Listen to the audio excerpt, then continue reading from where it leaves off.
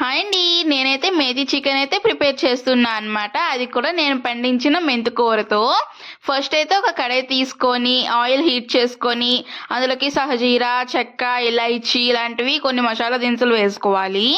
అందులోకి ఒక 2 చిల్లీ వేసుకోవాలి. అలాగే బిర్యానీ ఆకు, కొన్ని కాజు వేసుకొని ఫ్రై చేసుకోవాలి.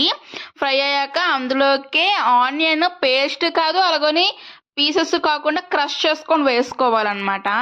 వేసుకున్నాక అందులోకే టమాటో, అల్లం, గార్లిక్ పేస్ట్ చేసుకొని ప్యూరీ వేసుకోవాలి. వేసుకొని అందులోకే పసుపు, రుచికి తగ్గట్టు సాల్ట్ వేసుకోవాలి.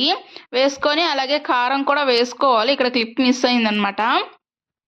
వేసుకొని మొత్తం మిక్స్ చేసుకోవాలి. ప్యూరీ పచ్చివాసన పోయేంత వరకు మిక్స్ చేసుకొని ఇక నేను 1 teaspoon Kashmiri red chilli powder వేస్తున్నాను. కూర మంచి కలర్గా రావాలి కదా, బాగుంటుందని. అలాగే అందులోకి 250 గ్రామ్స్ చికెన్ అయితే వేసుకుంటున్నా అనమాట. వేసుకొని ఆ మసాలా, టమాటో ప్యూరీ మొత్తం కర్రీకి పట్టేటట్టు కలుపుకొని అందులోకి ఒక చిన్న సైజ్ క్యాప్సికమ్ అయితే వేసుకున్నా. చికెన్ కర్రీలోకి క్యాప్సికమ్ వేసుకుంటే టేస్ట్ చాలా బాగుంటుంది అనమాట.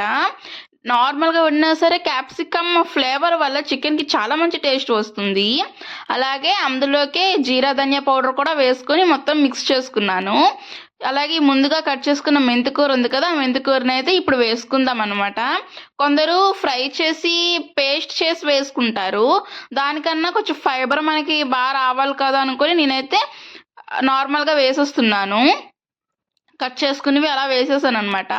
ఇక్కడ చూసారా, వేసిన ఒక 2 మినిట్స్కే అది మొత్తం సాఫ్ట్గా కుక్ అయిపోయింది. మెంతికూర చాలా లేత కూర అనమాట.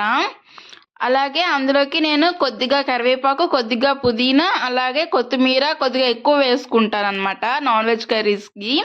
అలాగే కొత్తిమీర కూడా వేసుకొని అది కూడాను సాఫ్ట్గా కుక్ అయిపోయే వరకు కుక్ చేసుకొని అలాగే చికెన్లో ఉన్న ఆయిల్ అంతా కూడాను బయటకు వచ్చేయాలి. అలా ఫ్రై చేసుకోవాలన్నమాట. అసలు వాటర్ ఉండకూడదు. అలా ఫ్రై చేసుకున్న తర్వాత మనకి చికెన్కి తగ్గట్టు వాటర్ తీసుకోవాలి. మీకు ఎక్కువ గ్రేవీ కావాలంటే ఎక్కువ గ్రేవీకి, లేదంటే సెమీ గ్రేవీ కావాలంటే సెమీ గ్రేవీకి తగ్గట్టు వాటర్ వేసుకొని ఉడికించుకోవాలన్నమాట.